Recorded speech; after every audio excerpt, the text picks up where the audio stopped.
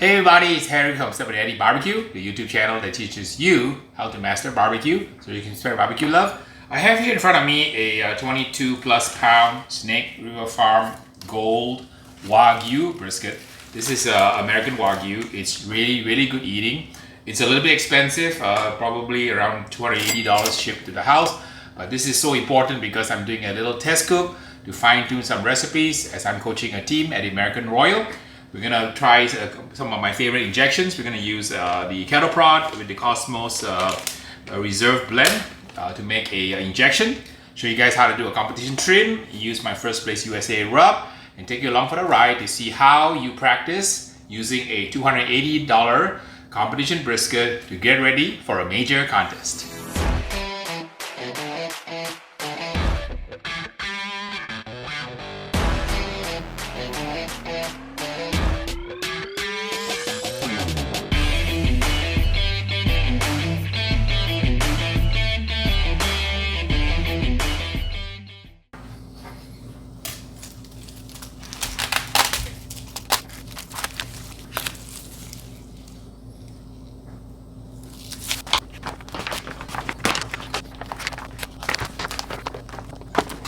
So it's very important that this purge be carefully disposed of. Try not to wash your meat in the sink, but that's not a good idea, as you don't want to spread the pathogens all over the sink. Remove the blood purge bag, pad, and just gently towel dry your brisket. Since this is a practice brisket, I'm not going to do such a radical trim. I have 15 how to trim and how to cook brisket videos. If you can watch my other video on how I do a competition trim, I'm going to leave the link in the description below. This one I'm going to do more or less kind of a trim that will not lose so much yield, because I'm not going to try to waste this meat here by trimming it full competition. We're going to try to get as much yield as we can from the brisket. So I'm just going to trim away some excess fat and then trim away all of the fat of the point muscle where the burn end comes from. But I'm not going to take my usual kind of radical cuts where I cut this piece off here and I cut this piece off here, because there's no need for me to do that, since this is a practice for a taste to get the injections and the rubs and the smoke dialed in. I'm not going to worry about trimming a brisket for a contest, because I've done that several hundred times, so I don't need any more practice. But for those of you who want to see how I trim a brisket for full-on competition, please click the link below. Go watch the video that I made on how I did my First Place USA brisket trim. When you compete, you always have to keep reinventing yourself, trying new formulas, trying new recipes. So the recipes that I like to try involve using different combinations of injections and rubs, and see if I can get a better result each time I try, because the madness of barbecue perfection requires constant tweaking, constant experimentation to find new flavors, new techniques that will amaze the judges. So here what you do see me doing is I'm just taking the eye of the fat here. I'm going to try to trim most of the fat of the point muscle. In Texas, that's called the fatty. So if you go out to a restaurant in Texas and you ask for brisket, they'll ask you if you want the fatty or the lean. So that's part of the what do you call the fat. Now you can see how the marbling is. This is a typical for Wagyu, and that's the kind of crazy marbling you get. This is a cold, so this is the highest grade Snake River Farm Wagyu you can buy, and the marbling is absolutely fantastic, and the flavor is out of this world. So this is a privilege to be able to cook a brisket like this. The same technique, if you follow me here, is applicable to any brisket you buy, even if you cook it regular choice, or even prime, or even a select brisket. The same methodology that I'm showing you will apply. This one is a great recipe also if you're doing backyard, because there's a lot of yield. You can cook it and serve it to your neighbors. If you run a catering business, you can also do this. A little bit more work, but definitely worth the results to get full bark onto the point muscle itself, which is this part here. This is a full packer brisket. So the packer brisket is comprised of a flat and a point muscle here. And what I like to try to do is get all of the fat of the point so I can develop beautiful burn ends on this part here. The burn ends come from the point muscle of a packer brisket. And a packer brisket is comprised of the entire pectoral muscle of a cow that basically has both muscles, the point and the flank muscles intact. Flip it over, start on the other side. A lot of you have asked me what kind of knife is suitable for trimming brisket. This is the knife I use. I use a 6-inch boning knife. There's a stiff one and a kind of a flexible one, the flexi or the stiff. I like the stiff one, so it works, but some folks, they use the flexible version of the 6-inch boning knife. There is a little bit of a tendon here, so when you trim, as I always taught you, don't just trim with your knife, it's important. Trim your hands and your eyes. So I can see that there's a little ligament here. I hope the camera can see this right here. This is not good eating, so I'm gonna just run my knife underneath it, trim some of the ligament off here. And I see a little bit more of it here. Run my knife into the tendon or ligament, trim as much off as I can without trimming away too much of the meat. Remember what Harry taught you, right? I taught you guys 3-to-1 ratio. So for every 1 hour of online surfing, watching people like me, you gotta go and cook 3 hours, because that's the only way to learn. You can watch all the videos of Tiger Woods swinging his golf club, but Tiger Woods puts in 10,000 hours of strokes. If you don't put in 10,000 hours of strokes, you're not gonna be able to achieve barbecue perfection. And that is true for almost anything that you wanna do well in life. Unless you're super gifted and a prodigy, most of us, we overcome our, we improve our abilities through hard work. So like I said, I'm not a special cook. I just work hard, apply some science, have a little bit of luck, and let the mystery and the energy of the universe take care of everything. Here's the flat, and here's the point. I remove the fat here from both sides of the point.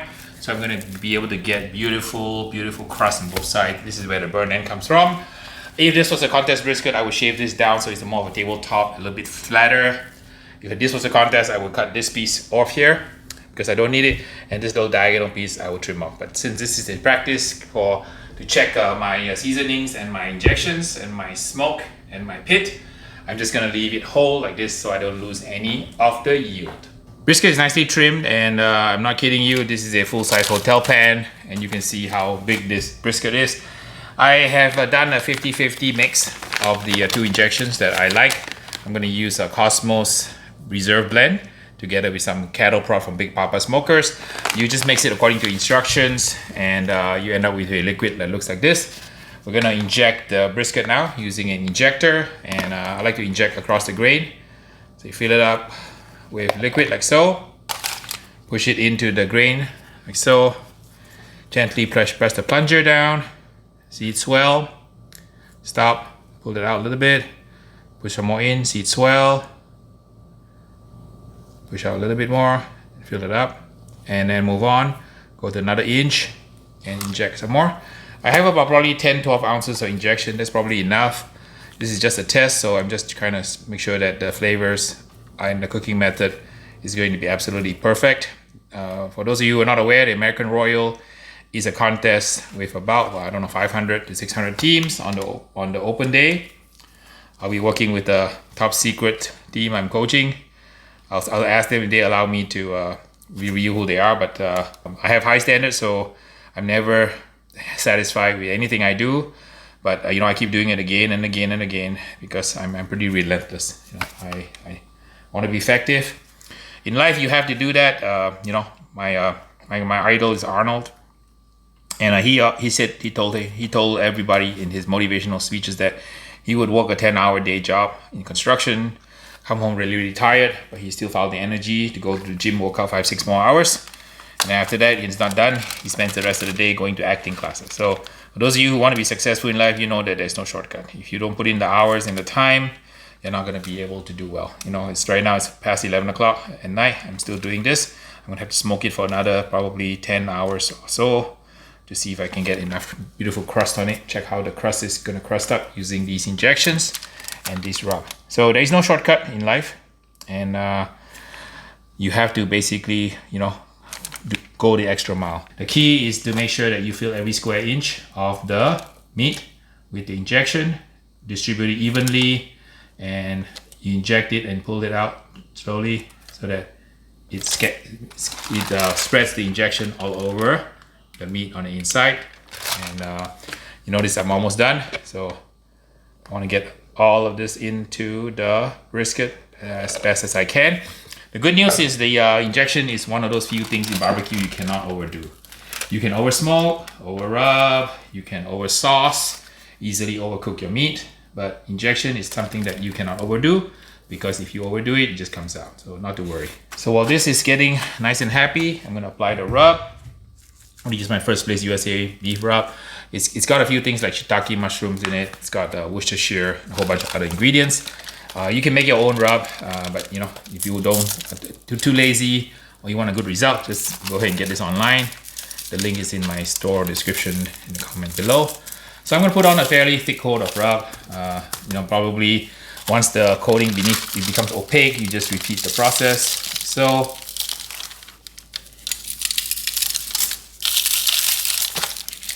always shake the rub, apply from about 8 to 10 inches away. Shake the rub again, apply some more. In the contest, I like the injection on for about 8 hours and my rub on about 4 hours. So that's my normal contest routine here.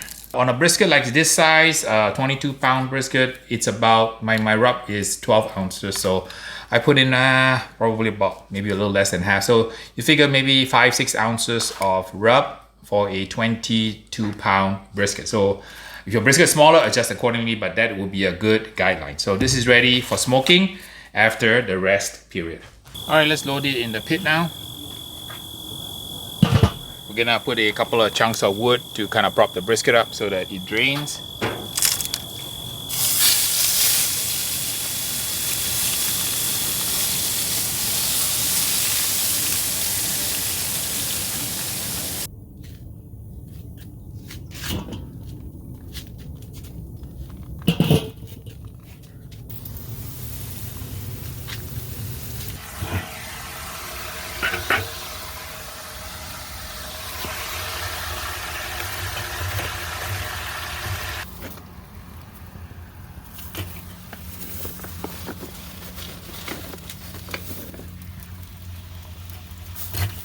It's been about 10 hours and the pit is running really nicely. Unattended at 250-ish. My coals look okay. Coming down to the last part of the cook. The crust is almost set. It's a beautiful color. And that's the color I like. Put some water on it. And it should be ready to wrap in a few minutes. So here's a scratch test. I always show you guys. You touch the meat here. If it's still loose, it means that if you touch it here and it's loose, it means that it's not set, so you gotta wait a few more minutes. So this is probably ready to go, I would say, in the next 20-30 minutes. We always cook by feel and not by time and not by temperature. And you get much better results if you follow some of these tips. So a few more minutes to get it to perfect crust. We are at about the 11th hour mark and we're ready to remove the brisket. Get it wrapped now. And the color is really good, and the crust has set. When I'm touching it, only the oil is on my fingertips and the rub is not going to fall off. So once your brisket reaches this crusted stage, it's ready now to be foiled. I'm going to remove it, and there's a little bit of a divot here, but that's pretty normal. Absolutely gorgeous. Here's the brisket, absolutely gorgeously crusted, perfect amount of bark, and beautiful. Gonna be a beautiful smoke ring underneath this brisket. Is it ready to eat yet? No, it's not. We've got to go wrap it and relax the collagen into gelatin so that we can get a wonderful, moist, mouth-watering Wagyu Snake River Farms Gold brisket. For those of you who have been on my channel for a while and watched my 15 how to cook brisket videos, you know that I teach you how to cook brisket using a technique that does not involve a thermometer, nor does it involve time. So like I said before, we always cook until we set the crust. So now the crust is perfectly set, and how do you know? When you touch it, it doesn't come off, so you only have oil on your fingertips. I know a lot of you always ask me, Harry, what's the temperature when the crust sets? It varies depending on the cooking method. If you cook it kind of low and slow, the crust will actually set at a lower temperature. If you cook hot and fast, the crust will set at a higher temperature. So typically the range by which the crust sets is about probably, I want to say, between 145 to 185 degrees, depending on your cooking method. The hotter and faster you cook, the higher the temperature will be when the crust has formed. In this case, we cooked it pretty low and slow, around 250-ish, about 11 hours. So for those of you who are wanting to know, I will oblige you in this episode by just letting you guys know what is the temperature of the brisket when the crust has set. And the internal temperature is 186. This is irrelevant because this temperature doesn't really matter. I cook solely by feel. So you've seen me do videos where my brisket is done in 2 hours from start to end on a 14-pound packer. You've seen me cook a brisket for as long as 21 plus hours. So I want to emphasize, I'm teaching you how to cook using techniques that are based on food science.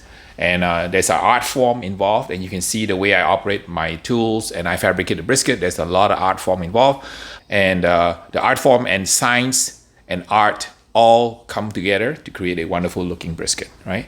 So now the brisket is now fully crusted. Now the collagen and the collagen that's tightly wound like this inside the meat is not yet rendered. I know because when I poke it, it's kind of tough, right? So it's not ready to eat. See, I'm poking it here. I told you guys to use a bamboo skewer to poke it so that it feels like a kind of poking a bamboo skewer through peanut butter. Let's show you guys the bamboo skewer test. So here's the bamboo skewer, and when you poke it, it's not going through, right? See that I'm poking it, it's not going through. Not going through. So right now the brisket is fully crusted. The Maillard reaction is completely formed. So I have now thousands of new flavor compounds on the surface here. So it's going to be really, really tasty. But the connective tissue, which is the collagen, has not formed. How do I know? When I poke it, I can actually feel it.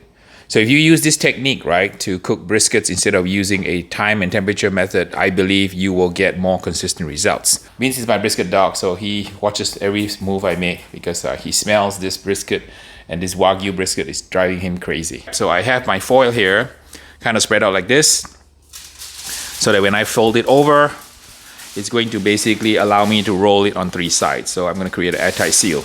We'll show you another black belt trick here. As a little tip here, because I'm going to use 10 ounces of beef broth to create a mop, to create moisture, so that I can cook it a little bit longer and render the collagen, I created a little boat from a 3rd piece of aluminum foil. So just to recap, the 2 layers for the 3-sided Huggy Baby wrap, and a little foil boat here, so when I pour the liquid on, it's not going to drain off the foil. As I showed you before, it's very important to rehydrate. Look what's happening closely. Look at how the brisket is soaking up the liquid. Okay, so you can't rush this part. Just rehydrate your brisket slowly and carefully, and you're gonna get absolutely amazing results, right? Put it on gently, watch it soak in, like that. A little bit more, watch it soak in. I tend to cook at a lower temperature, so I don't really use any kind of caramelization reactions because I cook at around 250-ish.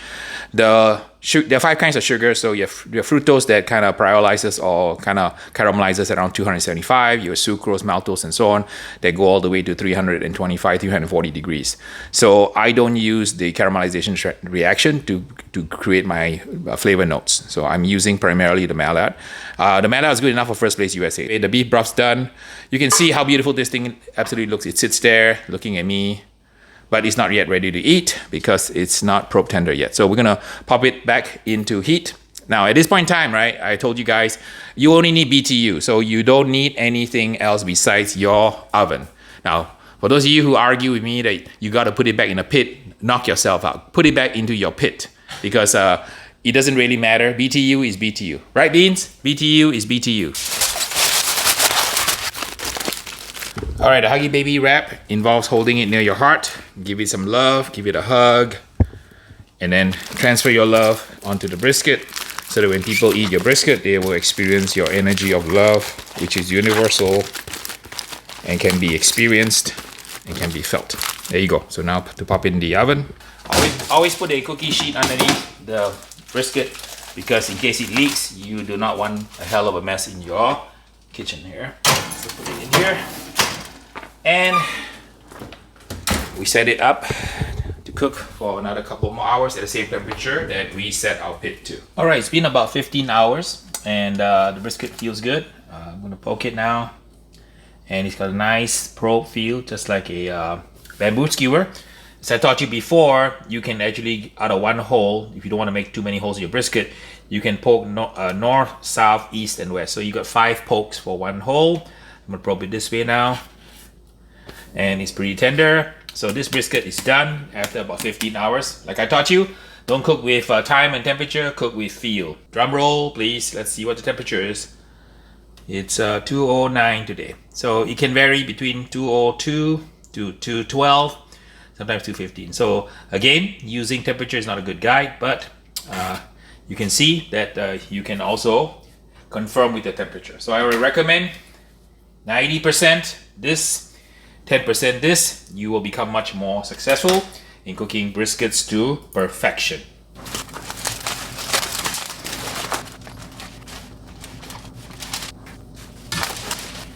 Brisket is out, ready to slice. I'm gonna cut away the point where the burn ends are. Looks beautiful. Let's take a slice down the middle here. Take a slice on the right hand side. Cutting it about pencil thick. Okay, let's take a look at it. Absolutely gorgeous. See here, very nice and tender. Do a pull test. So the injection mix I use really works. The rub also works really well, and just tremendous flavor. So overall, it's good. I think this is a winning recipe. Nice smoke ring, and definitely a crowd pleaser. Let me cut the point here, or the burn ends here.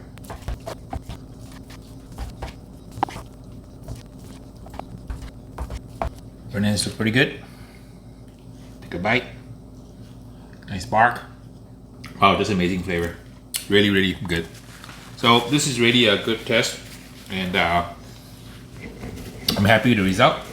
The rub and injection worked really well, and I think this is a winning recipe. Would not be reluctant to serve this at all in a major contest. So beautiful bark. The burn ends are fantastic. A nice bark crust. That's beautiful. Try another piece here. Just make sure I got the right impression on it. Yep, just the right amount of saltiness, the pepperiness, and then super duper beefiness. And the point looks really, really good. Here's the brisket all sliced up and ready to go. The burn ends are here. Just beautiful, gorgeous burn ends. Really good eating, but nothing counts until Mr. Beans tries it, right? Hey, Mr. Beans, you want to try some brisket? All right, you're the only brisket dog I know who eats $280 Wagyu gold brisket, right? So you are a super lucky dog. So you ready to try the point here? Thank you for coming by. Please like, subscribe, and share. This was a kind of a long cook, but it took me about 15 hours to cook this brisket. I hope you enjoyed the tips and tricks I shared with you. Maybe threw in a little bit of life wisdom in there. No extra charge. So until the next video, we will see ya. I also want to thank you all for coming by, and also my Patreon subscribers for helping fund this channel. You guys know that a lot of the net proceeds from my channel go towards helping charity causes. So you're kind of doing barbecue philanthropy by watching my channel. So here's a final look at some brisket here. Absolutely gorgeous. Was a fun cook, and I think this recipe is a winner. I'm gonna go try it out and see if it works. So thanks for coming by, guys. See you in the next video.